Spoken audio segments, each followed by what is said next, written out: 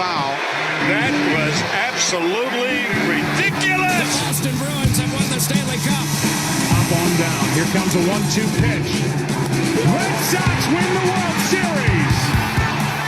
I don't know. It's tough. Tom's up there, man. BEANTOWN.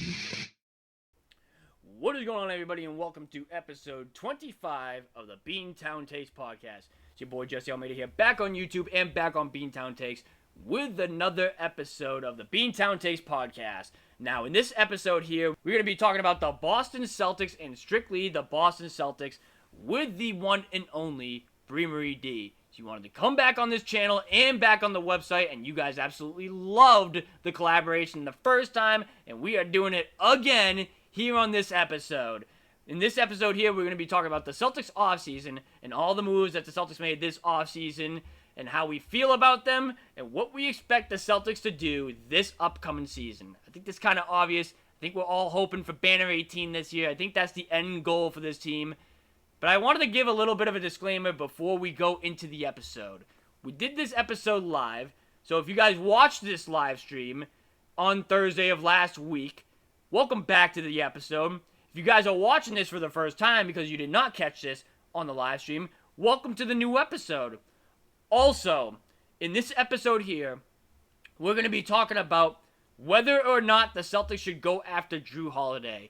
This episode was done before Jrue Holiday got traded to the Boston Celtics for Robert Williams and Malcolm Brogdon. So when we're talking about whether or not the Celtics should go after Jrue Holiday or not, keep that in mind because this podcast was recorded before Jrue Holiday was traded to the Boston Celtics. And then we are going to also talk about the Malcolm Brogdon drama. And I think it's safe to say now, after everything played out, that Malcolm Brogdon did not want to be in Boston, and he was unhappy with his role here in Boston. So that's number 2. Number 3, for some weird reason, my camera was lagging the entire episode here. We were doing this live stream on a website called StreamYards. That's what we used the first time when we collabed. It was fine the first time. It was good. But for some reason this time, my camera was lagging the entire live stream. And I don't know how to fix that, to be honest with you. It caught the audio, which is the main thing, because my points will get across, my thoughts and all that will get across in this video here. So it doesn't really matter what it's going to look like there. It's just going to look weird. So that's the third disclaimer here. And then finally, I know that we have not done an episode talking about the Red Sox, Patriots, and the Bruins for a long time now. We are going to do that at some point. Me and Mike will be doing an episode talking about the 4 major sports teams because we do have to talk about the Red Sox, we do have to talk about the Bruins offseason, and we do have to talk about the Patriots and how they've started this year. So there will be another episode coming out in the near future, so be on the lookout for that for sure. Please thumbs up if you guys enjoy these videos here. Subscribe now if you guys are new, you guys know what to do. Go check out our website, the link's in the description down below. I want to say thank you to Bree for coming on once again and showing the utmost love and support for me on YouTube and in real life. Shout out to Bree. She's the best. She's the fam, 100%. I'm going to leave her links in the description down below. Make sure you follow her on Twitter. She's trying to get to 10K there. Make sure you follow her on Instagram. She's a couple thousand away from 15K there. Make sure you go follow her on the socials. And also, go subscribe to your YouTube channel as well. And when you guys do that, tell her that your boy Jesse sent you here. And thank you for all the love and support that she's shown on this channel and in real life as well. To the Celtics Nation and to Red Sox Nation also, because she covers the Red Sox as well. And without further ado, let's hop straight into this episode here with Bree Marie D, hashtag BreeBeKnowin'. Well, I've been a fan of Boston Celtics for, my whole life pretty much. The first Celtics theme was back when I was like 7 years The old. Boston Celtics became legendary.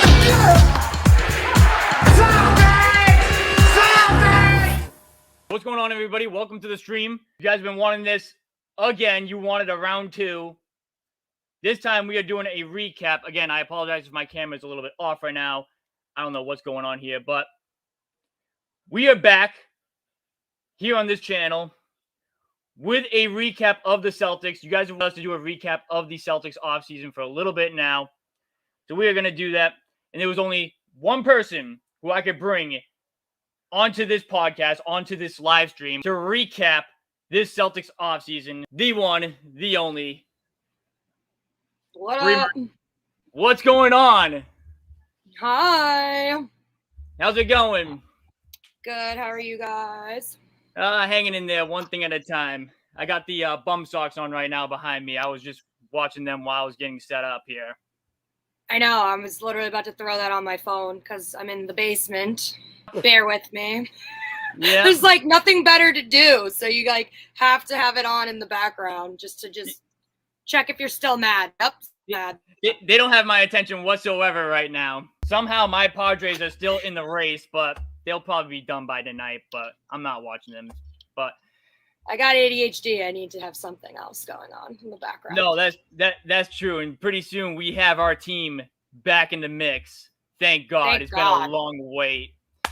What do you guys want us to talk about first? Do you guys want us to talk about the Smart trade? You want to talk about the Jaylen Brown extension first? Let us know in the chat what you guys want us to do. Damn, I don't want to start off depressing. Well, people have been trying to explain to me that they weren't going to re-sign Marcus Smart for the price that he wanted. So you kind of had to ship him out while you had any value and rather him just walk away without getting anything in return.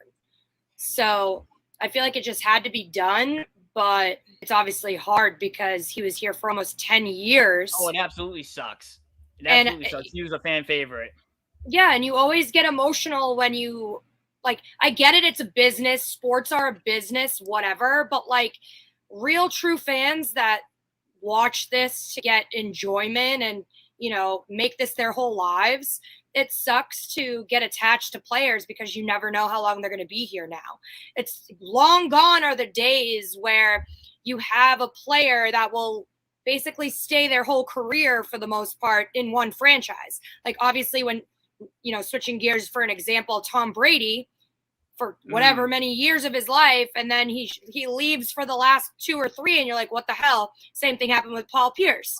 So it's like, I think the only person that might do it this era, this generation, the only person, because Dame is out. It's not Dame Lillard anymore. Oh, God, I know. He's not a martyr.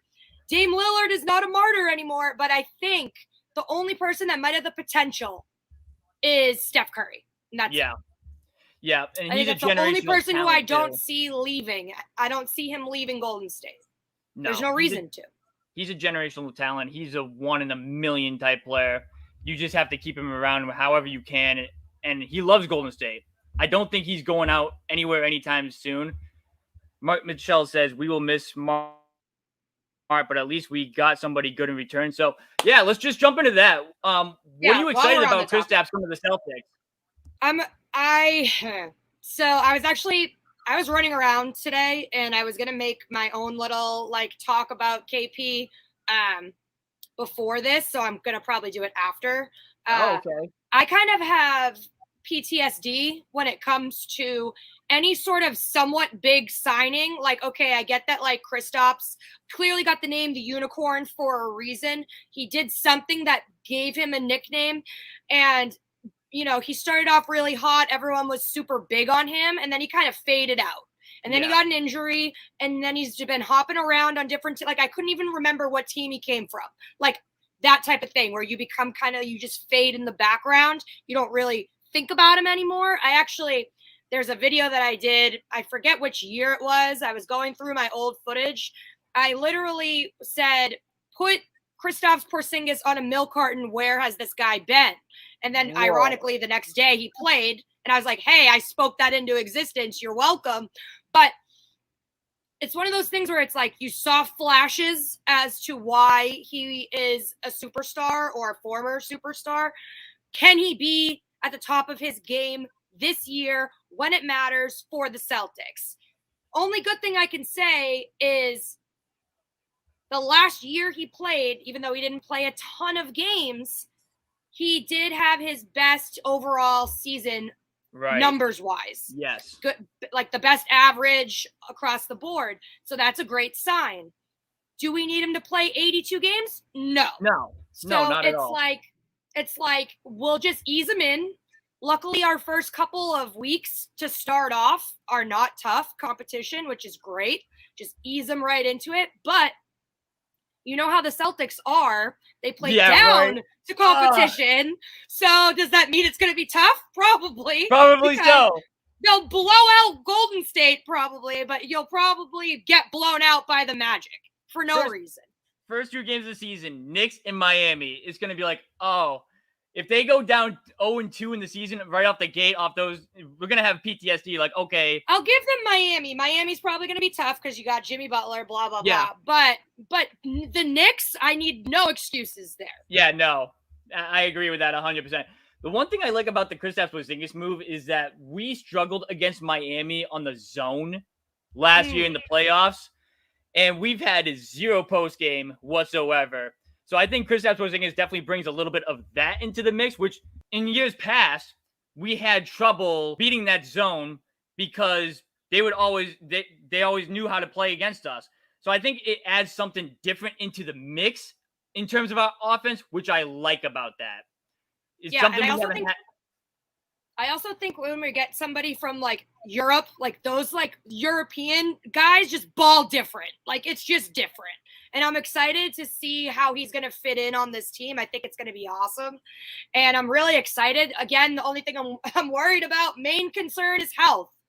He obviously, there was, whispers of him having the plantar fasciitis, whatever it was. I don't know if it's more severe than that. I don't know if they're trying to downplay the fact that he was injured. I'm glad he didn't play in the FIBA World Cup because just again, the PTSD about the Danilo Gallinari and, wanting to play for your country and then getting a season-ending injury before you even start. So I'm glad, he made the right decision and he didn't play for his country because bigger picture, we need you for the NBA. I get it. I understand you want to play for your country, represent for your country, but you really need to figure out if playing in those 1 or 2 games is more important to you than 82 games in an NBA season where people are counting on you to make noise for us, for the Celtics, and hopefully bring us banner 18.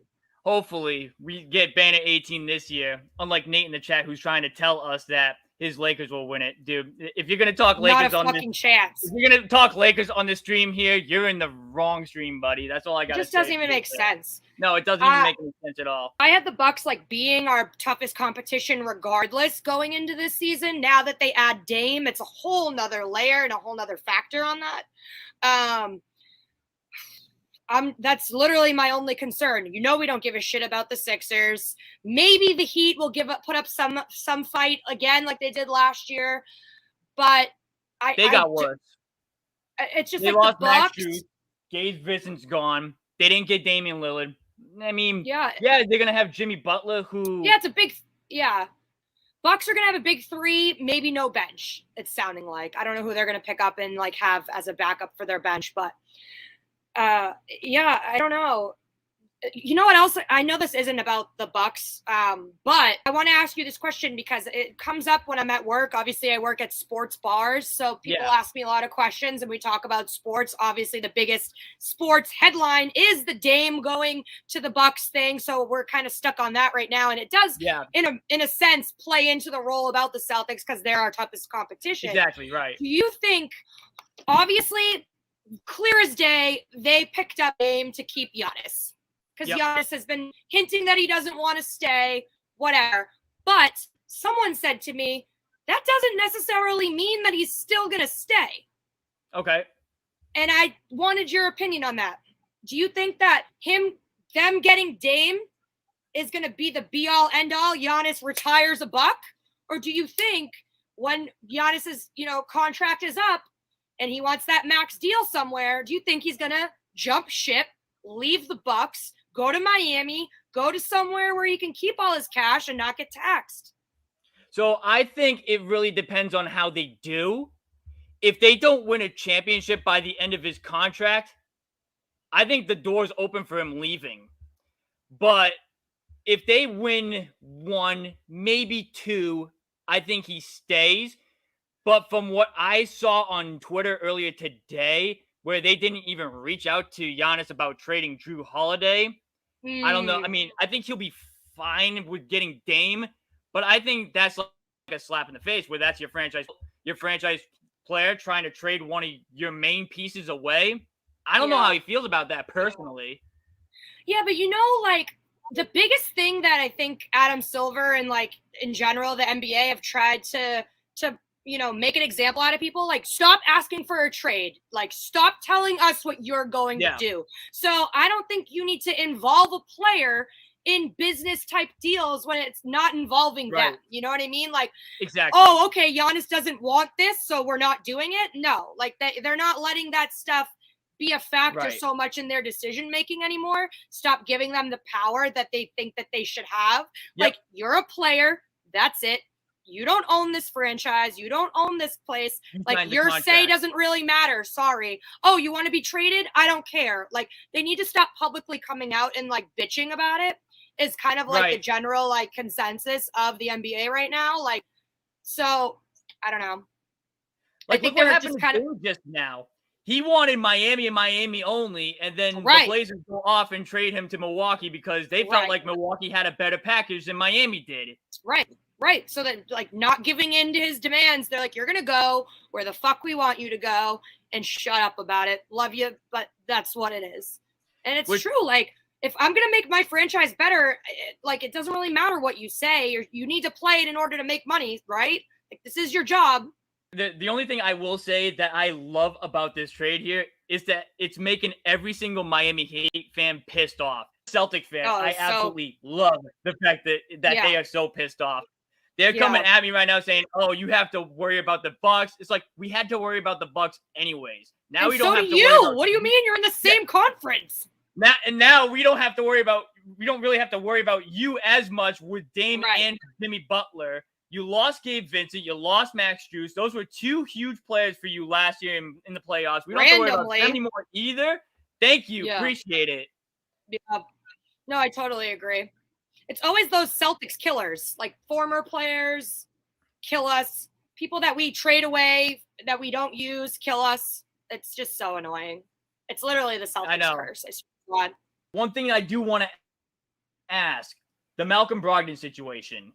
Now, there's rumors coming out that he's unhealthy. There's rumors coming out saying that he is healthy. And then there's rumors saying that he's unhappy with the fact that they added him in trade. What's your opinion on the Malcolm Brogdon situation? And how do you feel on everything going on? So I would love to know if he is healthy. Obviously, that's vague and we don't know anything about it. We don't know to what extent his injury was. Is he in recovery? Is he good to go? All I heard was that Kristaps Porzingis was available to do training camp. I don't remember if I heard Malcolm Brogdon was as well. But my main concern is the camaraderie of the team. I don't need a fucking negative black cloud in my locker room. Right. If you're upset and butthurt that sixth man of the year who has great trade value was used to get a star that they wanted that would fit with our organization, you can't be that mad about it. Actually, if I was that great of a player where I'm being used as a bargaining or trading chip, I would take that as a compliment. Like, hey, I'm good enough to get someone like Kevin Durant. I don't know, for example. You know what the fuck I'm saying? Yeah. But so I think he needs to take that and turn it around and be positive about it. Like, hey, like, I was good enough to be in trade conversation because they thought my value was just as good. Whatever. I don't care. But, like, this could also just lead to me saying, ship him, Pritchard, Hauser, Luke Cornett, and draft picks, and Brogdon, and get them out of there. Get Drew Holiday and start over. Yes. So, like, whatever you can do. Everyone's now fighting for Drew Holiday. Obviously, he's a wounded puppy. He didn't want to leave the Bucks. Literally said 24 hours before this trade situation, he said, I want to, retire a Milwaukee Buck. Clearly that didn't happen. So, he has a chip on his shoulder, probably wants to win another ring. Could he fit in our organization? Probably. So if you have people that are crying about not wanting to be here, like Peyton Pritchard was, and now Brogdon is, because he's butthurt about a trade that fell through, that's shipped out our heart and soul Marcus Smart instead, then goodbye. Like, I don't know what to tell you. Honestly. Yeah. Like, I want people that want to be here on my fucking team. Yeah. I don't get the frustration either because, like, is he going to find a much better situation other than Boston? Like, let's be completely honest here. Like, I know he could have went to the Clippers and still had a chance to compete for a championship there. But other than the Clippers where he was going to go to, is there really a better fit for him to win a championship and be a key piece to their franchise? No, there isn't. I don't get the frustration there either. No, and that's also why I get annoyed with some of these players too. That's like, okay, you're in a bench role on a winning team. Like, Peyton Pritchard, do you want to go be a starter for the Magic? Like, what the fuck do you want? You know what I'm saying? Like, why are you crying about your playing time on a team that's basically gone to the Eastern Conference Finals every fucking year, went to the NBA Finals, we're literally one tiny piece, one step, 1 inch away from a banner, away from a championship, but you want to go cry about your playing time and you want to go play on a team that will never, ever see a playoff run? Like, what do you want? Like, what do you want? I don't get it. I don't get it either. So they added Porzingis, who is an all-star talent player. He makes a difference with that team because now it forms a big three with Tatum, Brown, and Porzingis. Right. The only thing that concerns me really is health. But I think with Porzingis in the mix, I think it's right now between Milwaukee, the Celtics, and my third team would be Cleveland. Really? Cleveland's deep. They're young. I think they can definitely make some noise. I think the Knicks could too, but I don't know. So you're counting the Heat out altogether now? I'm not counting them out. I just don't have much faith in them as I did last year. I'm not as worried about them as I was last year. Right, because you said that they got worse. Okay. They got worse. Yep. The Lakers are signing Jason Tatum and Giannis in a few years. Dude, okay, does somebody want to time him out maybe? Like what like what is that garbage in my chat that I'm reading? I was never big on load management. You know I hate load management. Right. Tatum hates load management. We all pretty much hate load management, especially because as a fan, if I'm paying to see a marquee matchup, nationally televised game, and then if you're the fucking Clippers, which is basically why this rule was made, and you're going to sit Kawhi and Paul George, it's like, why did I just pay $600 to sit basically 5 feet away from them when they're not playing? That's bullshit to me. People travel all over the world, spend life savings to see their favorite player or to see like teams compete at the highest level with all their people playing, and then you're going to be like, oh, back spasms, he's out. It's like, he doesn't fucking have back spasms. You're lying. Like, that's what we say for Al Horford because he's old and we don't want him to do a back-to-back. Like, whatever. The new rule for load management helps and hurts. Helps me as a fan, hurts me as someone who definitely wants to rest Kristaps Porzingis. Exactly. And Horford. And, not that Horford's like a superstar.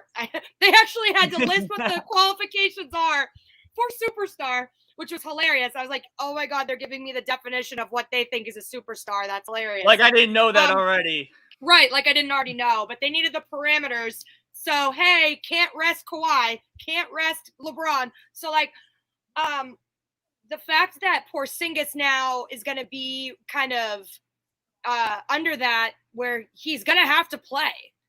Yep. That might be an issue long-term down the stretch. Right. That's the only thing I see as the issue now with this rule.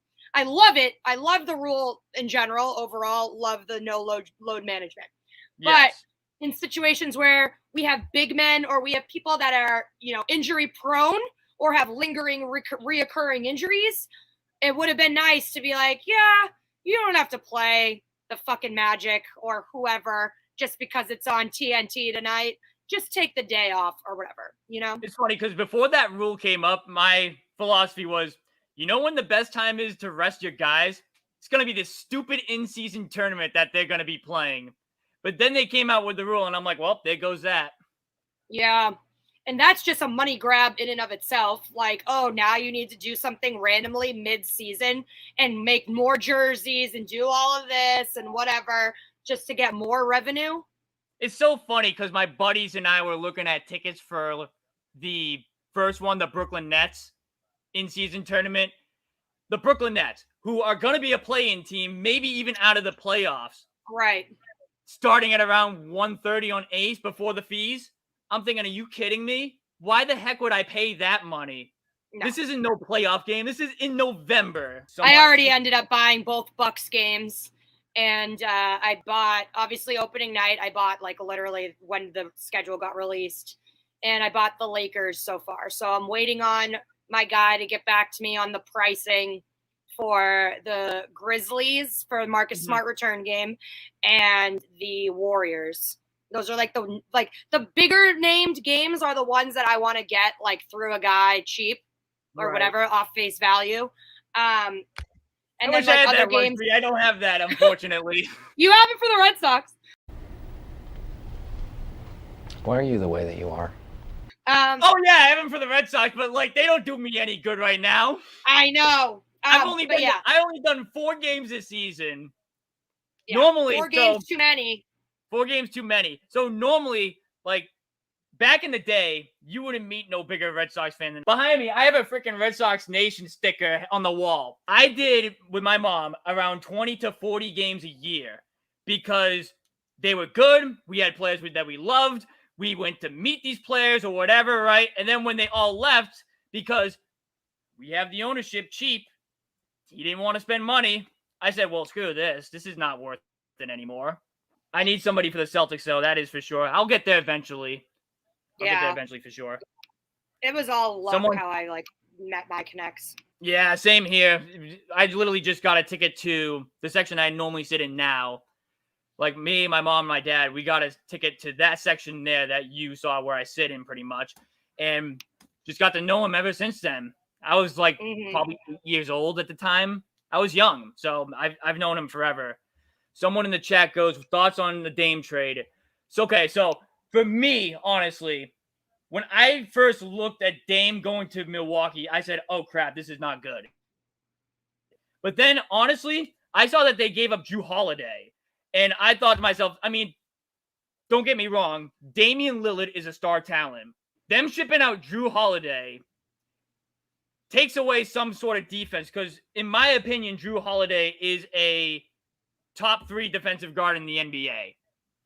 So I don't think the Damian Lillard trade moves the needle for them that much, but it does obviously move it a little bit because he is a superstar talent in terms of offensively. Well, this is a make or fucking break for Dame. It is, You know what I mean? Like, if he can't win a ring with Giannis, then pack it up and retire, bro. There's there's nothing else for you to do. I don't know if the Celtics should be in on Drew Holiday either because from what I've been reading, it has to involve Malcolm Brogdon and either Rob Williams or Al Horford. I don't think I'm willing to do that. Maybe Rob because he is an injury-prone player, but I'm not. I would ship Horford before I would ship Rob. All I'm risking is Malcolm Brogdon and Al Horford. I would do that. I would absolutely do that. Someone in the chat asked how you're doing. Living the dream. Yeah, right. Besides getting a $90 parking ticket yesterday for no fucking reason. Yeah, that's so crap. That is bullshit. Dude, it's like we've been literally I've worked there all season long. We've been parking on that street all fucking year long. And you're telling me the last home game of the season, I literally just parked there 24 hours beforehand, but you're going to ticket me today of all fucking days? Fuck out of here. Yeah, that's ridiculous. So just the icing on the shitty Red Sox season. You did more games than I do, so you had to deal with more pain than I did. So I feel bad for you in terms of this summer, obviously, with the Red Sox and all that. Someone was like, "Oh, are you going to the game today?" I was like, "I wouldn't even go if it's free," and that's horrible to say. That's the level that they pushed me to. It's funny because my friends that work at Fenway didn't even text me yesterday to go to the game because they knew I wouldn't go because I haven't been really following them all season. So because normally they ask me, "Hey, you going to the last game of the season? We're going out for drinks, this, that, blah, blah, blah." Yesterday, they didn't even text me. They texted me this morning saying they didn't get home till like midnight last night. I want to also talk about the Grant Williams sign and trade. That's something that is on my list too. Do you think that Jordan Walsh could fill his Grant Williams role in terms of the Celtics bench? Like, I don't know if you caught any of the summer league games, but I thought Jordan Walsh looked pretty good. I would like to see him get a little bit better jumper, but the defense is there. The athleticism is there. If he can get a shot, I think he can definitely fill that void. Didn't catch any of the summer league games. I believe like every time they were playing, I was working. So I didn't get a chance to like sit down and watch any of them. The only thing that worries me about like rookies coming into the league and having like a huge role is I just don't know if they can have it translate from college or, G League or whatever to the NBA. So it's a lot of pressure also for like younger kids coming into the league. So I wouldn't hold all my weight on him. Grant was kind of a streaky player, in my opinion. Like, does he have big shoes to fill? Not really. I mean, Grant was good, but then it's like down towards the end, it was like, I'll make both. Then you miss both, and then you just poke a fucking bear, and then what are you doing? So that's kind of like the last like bad taste in my mouth from Grant. The only thing that sucks is that Kyrie Irving gets a little bit more help, but can't stand the guy. But I guess the shoes match a little bit because Grant thinks he's the guy, but in reality he really isn't. Someone says include. I want to go back to Smart real quick. Favorite moment of Marcus Smart, and what will you miss from Marcus Smart? I think the moment that stands out to me the most and will forever be my favorite was when he drew the offensive fouls on James Harden back to back when James Harden was on the Rockets, and there's just like that memory will forever like be in my mind, and like the photos that they took of that day and like him on the court just like super like amped up, like that was probably my favorite memory. And then what I'll miss the most is just he had such heart and soul obviously for this team, and it sucks to have him leave. He was just like a huge, role and factor on our team. But on the other side of that, I think it now opens up the door for Tatum and Brown to find their voice, to be more of a leader or a duo leadership, and really take this team where they want it to go. I feel as though as great as Marcus Smart was, and like the unspoken captainship that he was to the team, I think he kind of held Jason and Jalen back from really taking ownership and controlling the team for it to be their team. So now that Smart is gone, they're besides Al Horford, who doesn't really count, Tatum and Brown are like the veterans of this team. They're the most seasoned on this team. So they now have that role to fill. And I hope that they really will. All the stuff that I'm seeing from Tatum and Brown off-season wise, I'm fucking stoked. They look so excited. Like they look so ready to go, and they look so ready to finally win something. And when they had those meetings with Paul Pierce, speaking of Paul Pierce and Tatum working out together, fucking love that. Right, exactly. Oh, great. But when it was Tatum, Brown, Ian Smart was actually involved in this meeting, and then it was Paul Pierce and Kevin Garnett, that whole meeting that they had really was awesome because they got to talk about legacy and wanting to win a banner and a championship and stuff. And I think they really do mean it. And I think that adding Kristaps Porzingis could be the factor that pushes them towards that more. You took my next question away. My next question was, what do you think the trade does for Boston? And you kind of pretty much nailed it on the top of my head. They didn't get worse. They didn't get worse. They didn't get worse. No. And people are telling me like they hate the trade, but for me, I think you had to either get rid of Brogdon or Smart to get a piece like this. Like if you're thinking emotionally, you hate the trade because you hate that you're giving away a piece that we've been with for 10 years. That's why you hate it. That's why you hate it. Yes. That's why you hate it. Yes. Yep. And it also how they did it, because it gives you the vibes of the Isaiah Thomas bullshit. Where you're blindsiding people, you're like hurting people after they have like a great year or whatever. He was our defensive player of the year 2 years ago. Like you're just kind of like kicking people when they're down. Like, oh, okay, you just lost the NBA finals. Okay, you just lost game 7 on your home court. Now get the fuck out. It's like, what? Right. Like, Yeah, I know. I see the emotional side to it for sure, and that's why Absolutely. it sucks that this is a business. That's the shitty part of it, because when emotions are involved, you can't have emotions involved when it's a business, and that's the thing that sucks. No. And they're human beings, but you can't act like they act like it's not a human being transaction. You're a player on a team. This is your job, and now you're just gonna go to another place. And it sucks because you have emotional connections to every player you have on your team.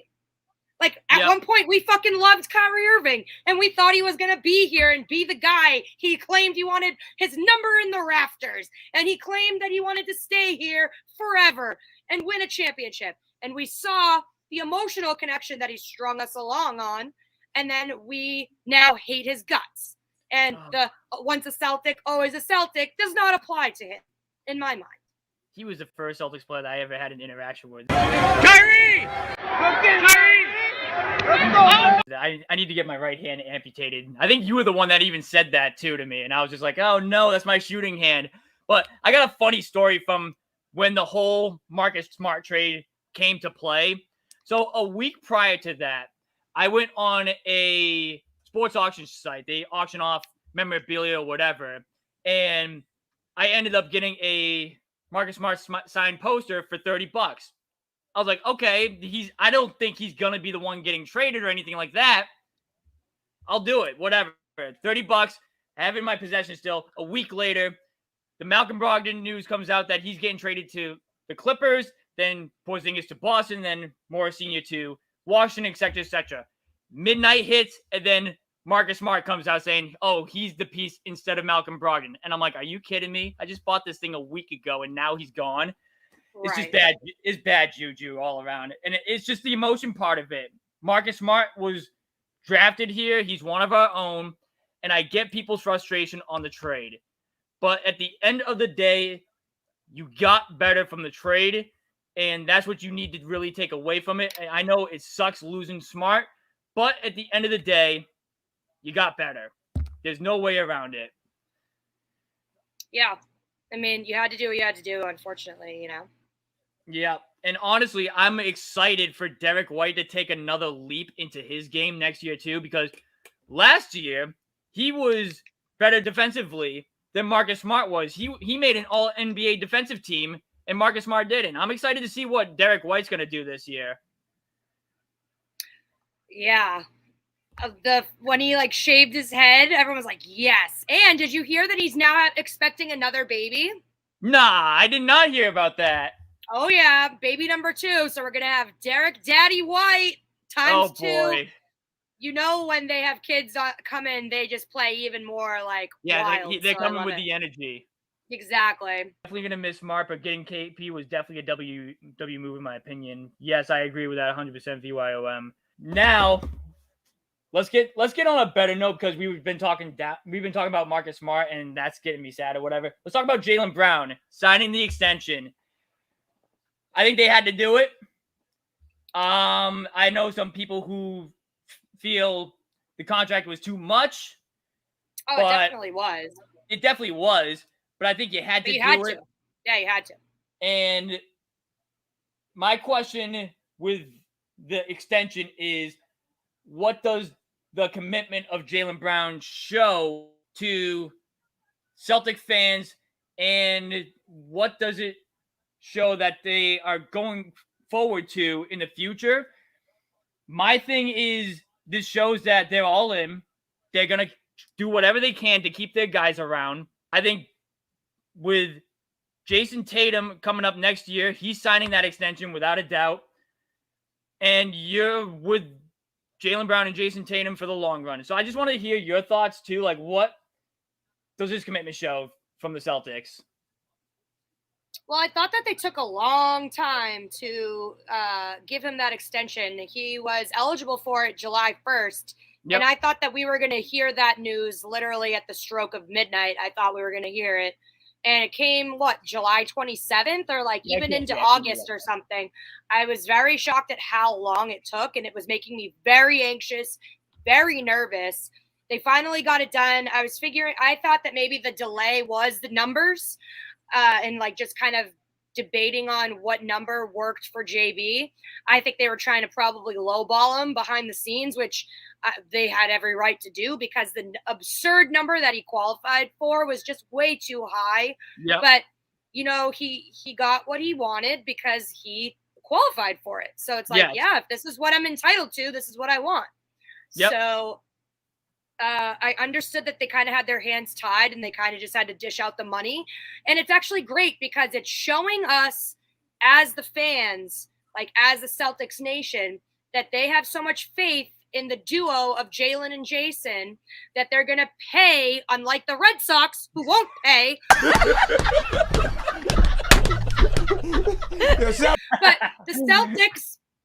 the Celtics are going to actually dish out the money and pay to try and get a banner. It's been however many years now. 08, bro, let's get in this decade. Like, I need something. Like, and they're about to get into their prime years, and this is the time to do it. And you want him to feel confident, and you want him to feel supported and loved. And I feel like a lot, if not everyone, that lives in Boston, that supports the Boston Celtics, has Jaylen Brown's back. Right. So I think, you know, everything looks great. I'm really happy about it. Yes, the price was a little high, but if it gives us a banner this year, cool, I'm down. But then like the pessimistic side of things is, okay, he wins a ring. Does he just leave? Does he want to be traded? Does he want to go be the man somewhere else? Like other people we know that have come here, said they want to be the man, get out of the shadows of LeBron, Kyrie. Got him! Got him! And then you're not the man and you screw up royally and then you leave with your tail between your legs. So, I don't know. I want him to stay long-term, both Jalen and Jason. I want them to stay long-term. I would love them to retire a Celtic. I would love them to be successful, win like 5 rings. I would love that. Is it realistic? I don't know. But I at least need one. I just need one to start. Like, I'll take one to start. Just give us 18. Just give us 18 before the Lakers. Before the Lakers, yes, please. I love the fact that you brought up the fact that they're not cheap, unlike another team that I don't even want to talk about. That is something that I love seeing from teams, is where they go all in on their own players and backing them up to get themselves a championship and to win year in and year out. Because then it shows to the fans that, like, you do care. You do care about what your team is on the court. You care about what you want to build in terms of the future. And unlike the other team that I hate right now, especially, I would hope they're gonna be around for a while. Because I think it's also like, it's like beggars can't be choosers. Like Boston is a terrible market. People don't like to come here. There's a high tax rate. The weather sucks. People don't really, the nightlife sucks. People don't really like to come to Boston. It's not that enticing. It's not that, you know, like, it's not that attractive to people. If they're like, oh, I can go to Miami, party, nice weather, no taxes, whatever, people are going to want to go to those venues, those markets more than Boston. Yes. So that means you got to open up your goddamn pockets and entice them with the money, more money, so that way people will want to come here. Like, it sucks. Like, oh, no one cares. No one cares about our 17 championships. No one cares about our history. They're like, okay, that happened how many years ago? Oh, you won all those things in the 50s and 60s? No one gives a shit about that right now. What can you do for me now? Right. Especially all these younger kids, they want their shoe deals. They want all the, you know, incentives and all the 2K and this and that and whatever, 2K ratings and whatever. They want all these things that'll help them, endorsements that'll help them long term. Tatum lives off of just his endorsements. Yes. That is so smart. Yeah, absolutely it is. And then you had Kevin Garnett, who like spaced it out, so he's still getting paid now or something. Like, you have all these people that like knew how to financially handle their money better, and then you have these people that come in and you see, and they're out of the league, like Delonte West, or no, whatever his name is, the one who, yeah, I think that's who it is. Yeah, you're right. He's who homeless. like is homeless now. Yeah, and it's just like, it's like you just see like the two different extremes. Then you see, Michael Jordan, and then you see Shaq, and you see how like all these guys can make something of themselves and like have a legacy in this industry and like, stay involved. But are you going to go to a market where you can keep all your money and not be taxed? I think that's kind of like more lucrative to some people, more attractive to some people. So Boston, you need to do more to get people to come here. Oh, you should have a big three. Oh, you should have this. Oh, you should you need to show them the promise that they're going to win something, win a championship, and make more money. So unfortunately, next year or whatever year it is that Tatum's contract expires or goes up, you're going to have to pay him like $400 million. Yes. They definitely did. He definitely $350 at least. Money. He definitely deserves that money too. The fact that he's this good already, averaging 30 points a game, and the numbers that he produces at only 19 is absolutely crazy. At only 19, and the first Celtic in franchise history to average 30 points in the regular season. Wild. Just unreal. Imagine when he's 20. Oh, that'll be never, because he's forever 19. Never. He'll be forever 19, which, by the way, I'm waiting for the shirt. Yeah, Mike is ordering them, I think, next week, the samples. So we're definitely going to get you yours soon. And I believe, guys, for you guys in the chat, that'll be dropping sometime around the home opener for the Celtics. That's like the kind of time frame that I'm looking at right now in terms of the merch. But I can't wait to drop it. I can't wait to rep it in the Garden. It's going to be a great. While we're talking about Jason Tatum, I literally was dying laughing at him and Kevin Hart. That was funniest. That was so good. I didn't realize Tatum was that funny. Like, he's so low-key funny. I was dying at the comments he was making. Like, just hilarious. So good. I could watch that. It's so good. How many shots he took at the Philadelphia 76ers. That was so funny. It's so good. Which, by the way, if you guys haven't seen my reaction video, go check it out after we get off of the live stream here. I did a reaction video on it. So good. Probably the best video that I've ever reacted to, honestly. So good. He took so many shots at the 76ers. As a Celtic fan, you got to love it. Sixer fans are not going to love that episode whatsoever. No.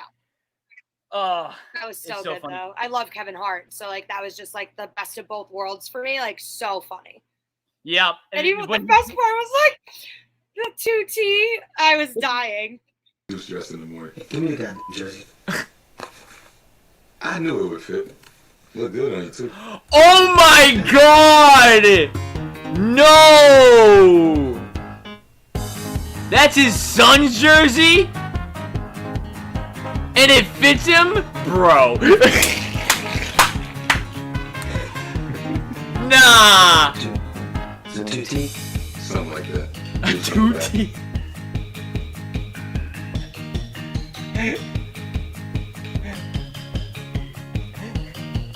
I can't, dude. I really can't. I don't know if people don't have kids or if people don't know, like, too. If people don't know how, like, what 2T means, it means like the size of the jersey was 2 toddler. T means toddler. So like, not that I have kids, but I've babysat and I have like 14 cousins that are younger than me. So like, I know what 2T means, and I was dying. Yeah. When he's like, that was so good. That was so funny. Then then Tatum goes to Kevin Hart, I know how much you love Boston. I got a surprise for you. A little gift. This is my son's jersey, but they told me it might fit. And I know how much you love the Celtics.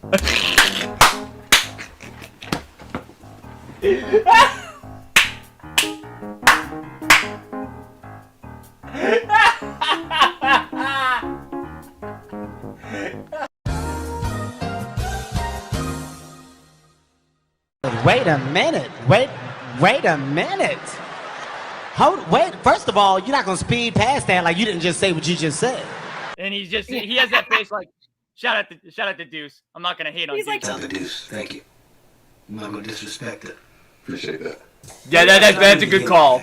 You've been in locker rooms and you saw them good luck next time. The locker room. You been in the locker room before? I've been in a lot of locker rooms. The Sixers, I go in that locker room after the games. I'm telling the guys, good game. Good luck next time. I know what? You tell them good luck next time.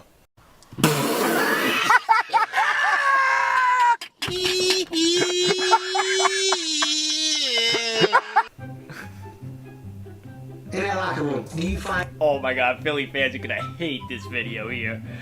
Oh my God, they already have the wound of not drafting Jason Tatum, but man, this is gonna really hit them too. And the Game 7 from last year. All right. Or when he goes, the 76ers own the Celtics, and then he goes, do they? One thing that stands in the way of that, of course, the Philadelphia 76ers. Do they? Got him! Got him!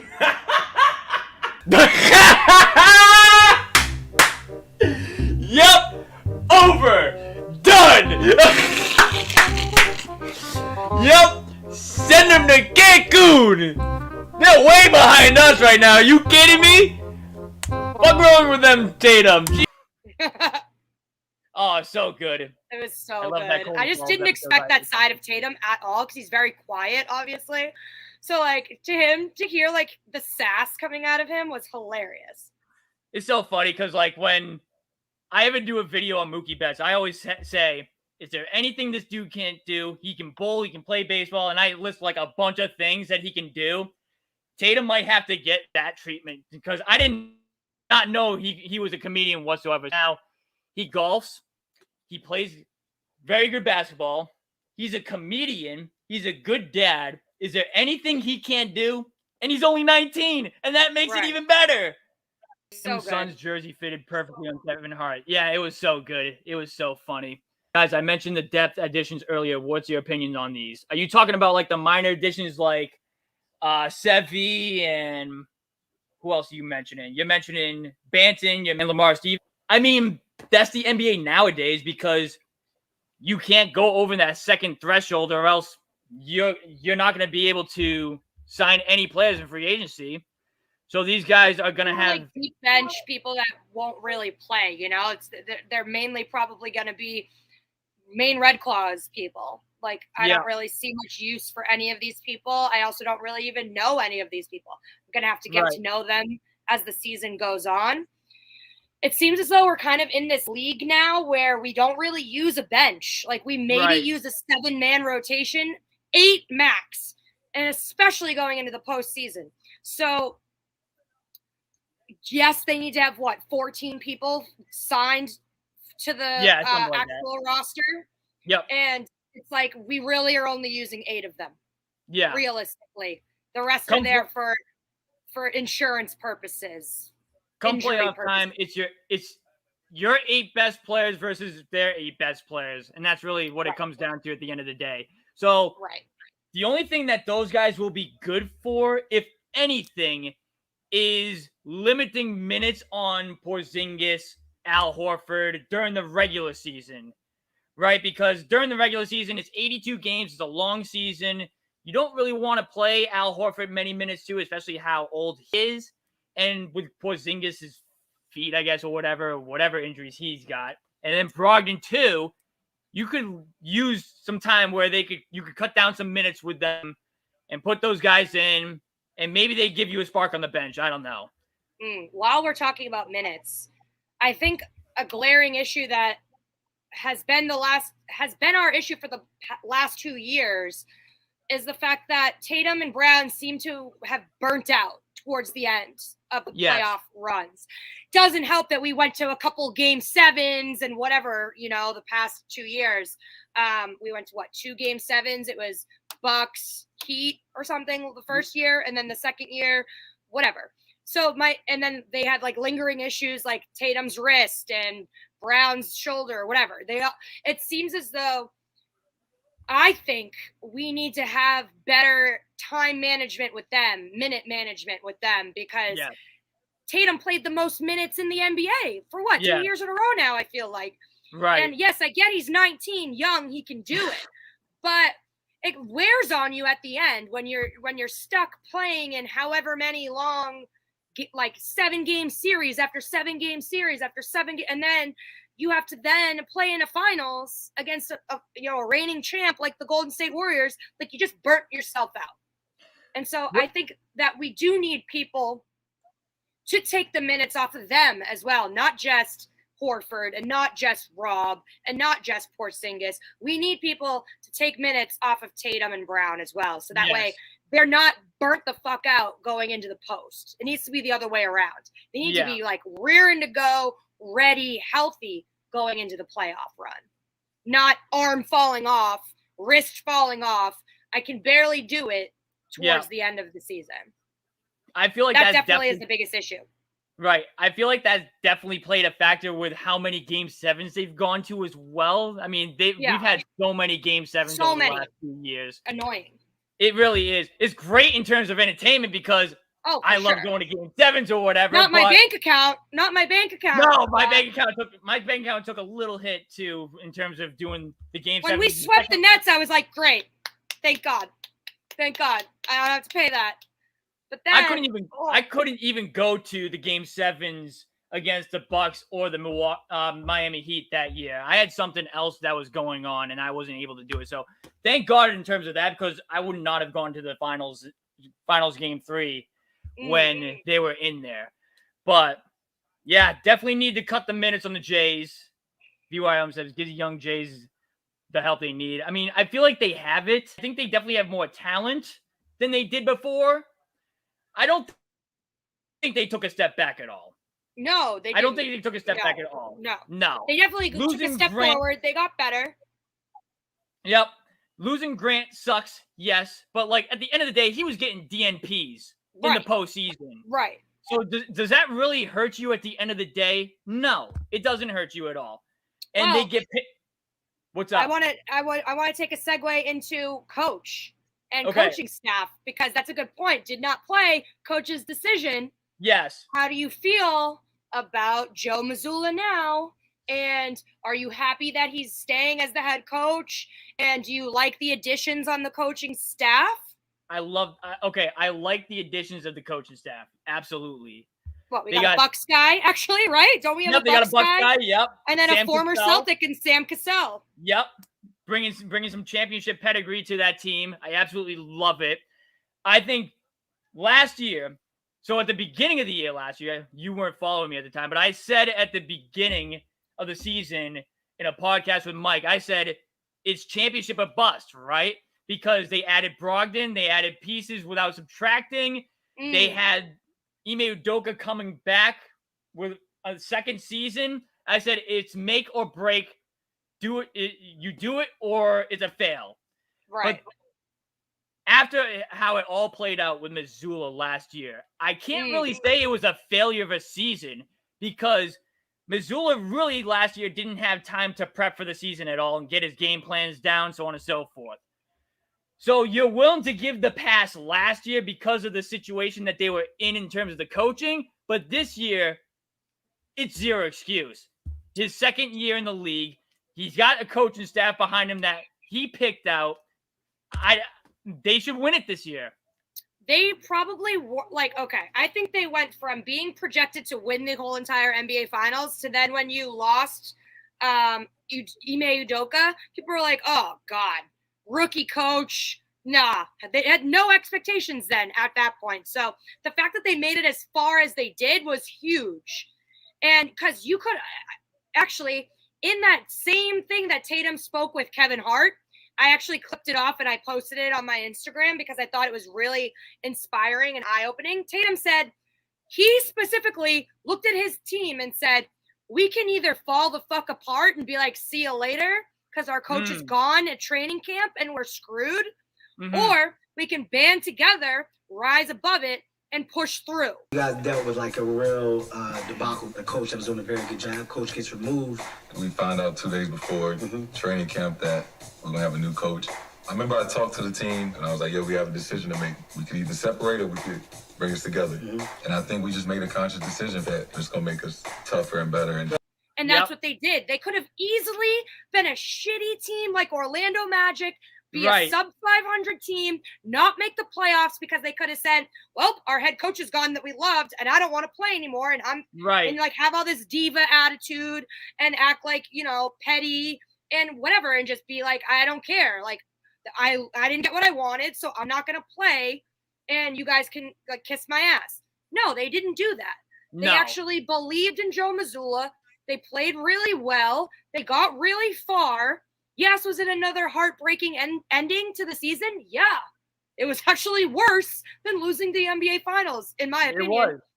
Yeah, it was. But that's just growing pains. Like, he's a brand new coach getting thrown into it. So, yes, you're right. Now, he's had a whole offseason to band with his coaching staff to make his own rules, make his own playbook, whatever he wants to do. Yep. He's now learned and gone through a year of the majority of the team staying the same. He might have lost some people, but I think Mazzulla grew a lot in that year. And I think I get what you're saying. Like, he, it doesn't have so much leeway now. But again, the excuse will be if they don't make it to the finals, if they don't win a championship this year, it's his second year, technically his real first full year as a head coach. So I'm not going to hold that against him too much. But again, it can't be all on coaching either. Like, the players that are on the court need to fucking want to win. Yep. And he's not playing the game for you. So he can't be held solely accountable, but he's a huge factor, obviously. Last year's Game 7 was so unfortunate. Tatum rolls his ankle the first 24 seconds of the game. If that doesn't happen, we could be sitting here talking about how this Celtics team was back in the finals too. I mean, at the end of the day, the players underachieved, right? They fell in that 3-0 deficit to Miami in the beginning of the series. They had to climb themselves back out of it. They almost did, bearing injuries. I mean, maybe we could have been back in the final, but they did that themselves at the end of the day. And especially they're tired at the end of that series because you go 6 games against the Hawks. Right. Teams like that, they should be taken care of. Right. And I agree with what Michelle and VYOM are saying. Yes, Mazzulla is not. He's notorious for no timeout Joe. Doesn't like to call timeouts. I think he's gotten a little better on that, but I also want to also highlight the fact that he also wouldn't call challenges. It's like, what the fuck are you saving these challenges and timeouts for? They don't carry over. Call a timeout. You don't get a cookie or an award for saving your timeouts or saving your challenges. Use them. They're there for a reason. So Joe just needed to learn that. Maybe, with someone like a veteran guy like Sam Cassell, he'll say it. He'll try and maybe, help him out with that. The dude from the Bucks, I think that's going to be key now that I'm thinking about it.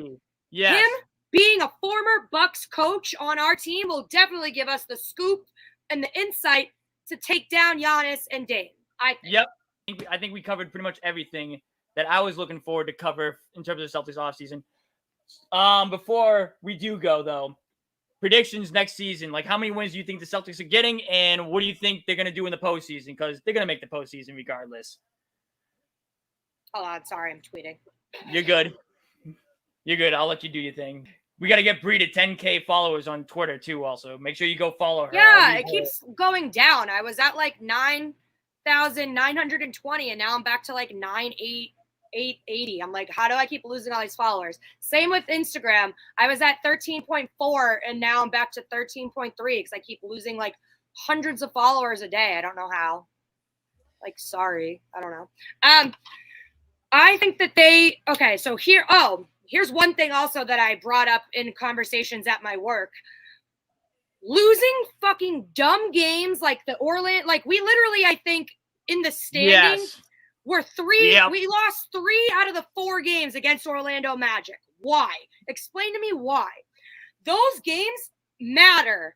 Regular season games matter. I hate how people say, oh, it's a game in November, December. No one cares. You want to know who cares? The stats. in the standings, because when you're in a race to be the number 1 seed or the number 2 seed or whatever, and you're dropping games to teams that are sub 500 and aren't worth your time because you're bored or whatever, that loss goes against you in the loss column.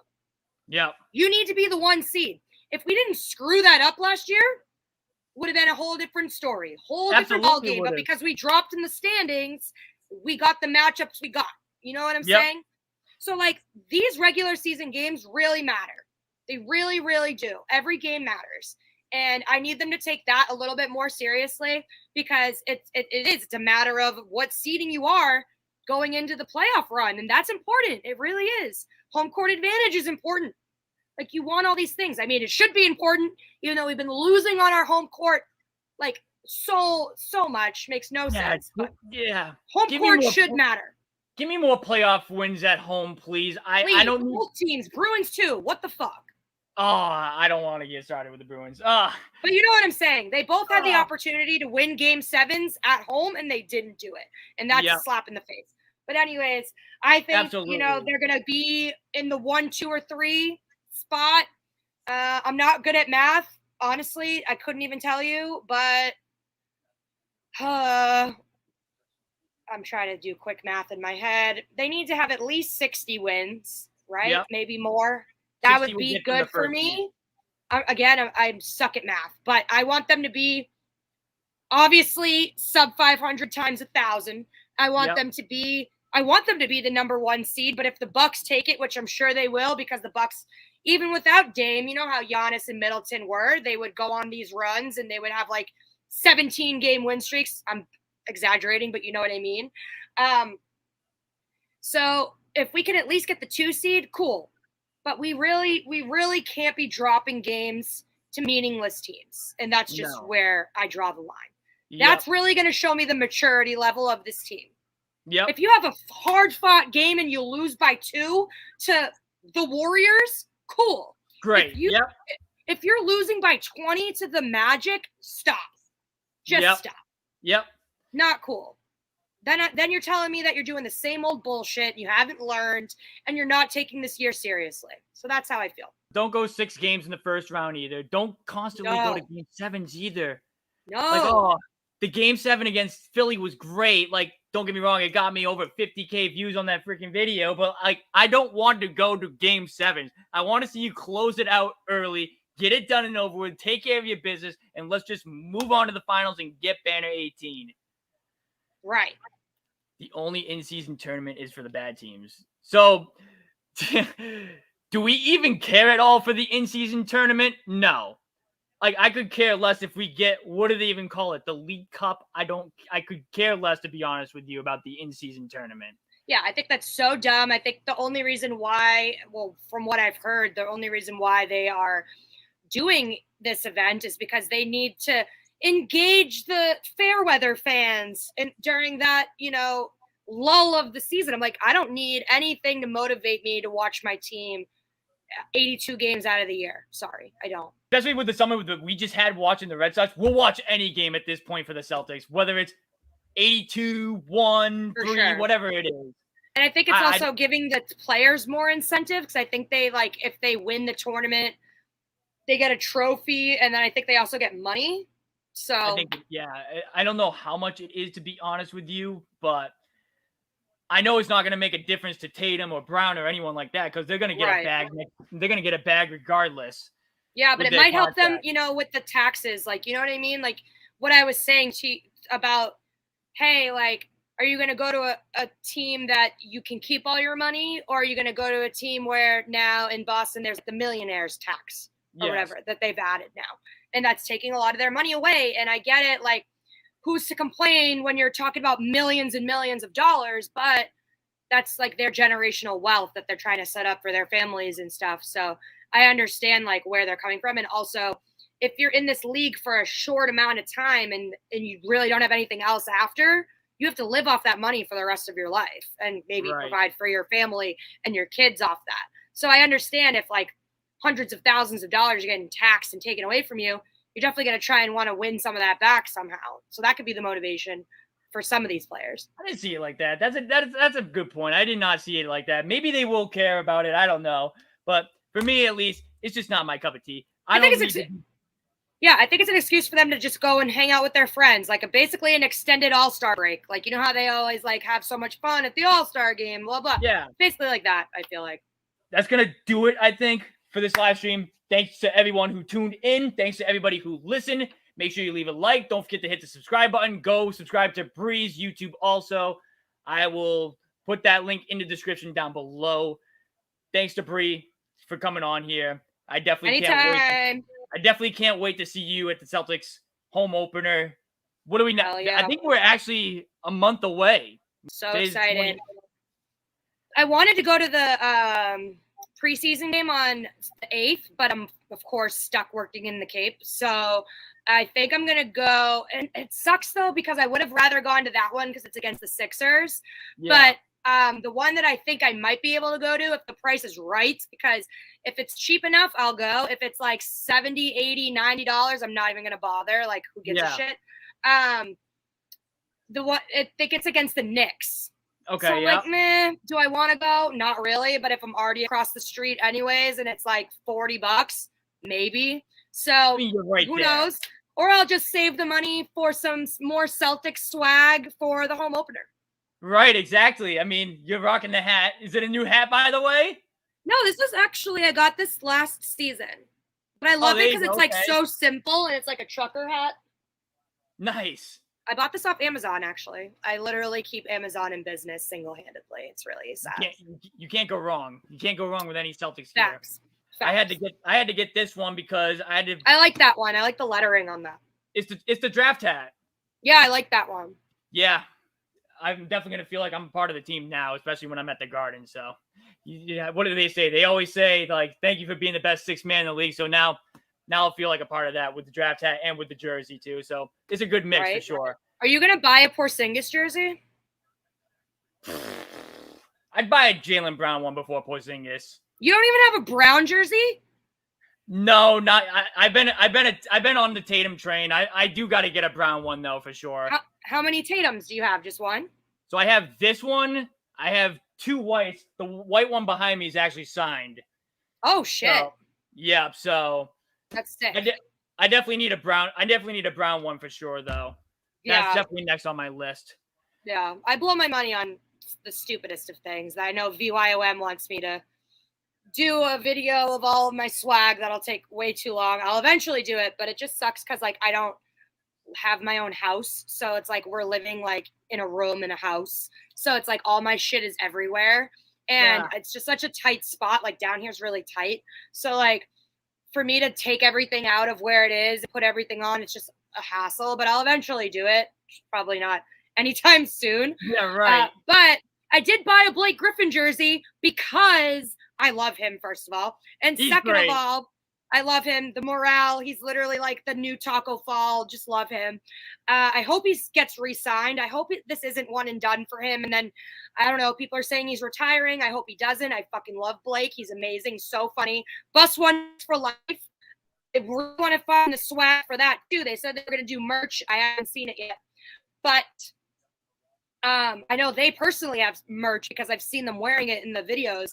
So I bought a Blake Griffin jersey because I also 91 is when I was born. So I was like, oh, 91, like such a cool number. It's my birth year. Like I'll rock that regardless. But I never wore it to a game yet. So if he really doesn't re-sign, I feel stupid because I never wore it. Right. So like I'm like shit. Like I really hope I really hope that he resigns. Just one more season. Yeah, even just if he one more. Like just be the leadership guy. Yeah, take a vet min. Like take a vet min. Just chill. Like you're like I don't know why he didn't get more burn last year. To be honest, like I felt like he did really well when he went in. He was trying to shoot threes. He was trying to dunk. He was blocking people. Like I really liked Blake. So I don't know. Like I would love to see him one more year. Mainly because I just want to wear the jersey and have him be in a game or be on the bench. But yeah, that was my one. And I bought a Horford jersey, and that was a Horford jersey, and then he like didn't play well the rest of the year or something. And I was like, He didn't shoot. I think that was right after he said he was the elite shooter, and then he just fell off from 3 for the rest of the playoffs ever since then. Yeah, I'm like, what is this? Why do I keep buying these jerseys and they're cursed? Listen, you don't need to tell me when it comes to cursed jerseys or anything like that. I'm the one that bought a Marcus Smart signed poster, and then a week later he gets traded. I still have it here. The Wicked Smarts. Oh, man. What do I do with this now? Yeah, right?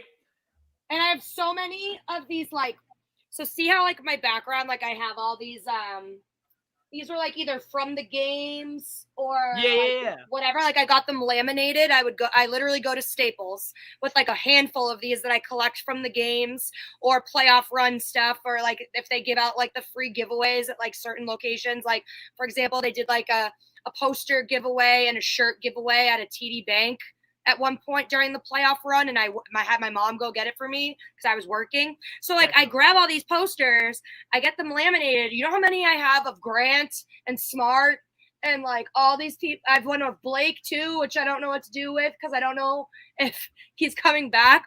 So it's like I have all these, like, now posters laminated that I'm like, do I just keep them over here? Like, what do I do with them? I don't want to throw them out. That's super disrespectful. And I have a Smart jersey too. So it's like, what do I do? Oh, VYOM in the chat. He's a part of this curse also, because we did a giveaway when I hit 1K subs. He won the giveaway for one of my Marcus Smart posters from the Game 7 against Philly. And then 3 days later, he gets traded. So he definitely had that's even worse. But yeah, my signed poster of Marcus Smart. It's great. It's great. Hold on, let me get it real quick. Here we go. This right here. Oh, that's sick. With the green hair. I love that it's signed on Tyler Hero's butt. But now I don't know what to do with it because. No, you got to keep that. I like that a lot. Yeah. I just look at it all the time. I'm like, oh, this thing's so cursed. I literally got it a week before he's traded. And then I'm like, oh, am I the one that did this trade? I don't know. No. It hurts, though, for sure. Yeah. That's going to do it. Thank you guys for watching this stream. See you later, everybody. It's been your boy, Jesse. Marie D. And we're out of here. See you later. Bye.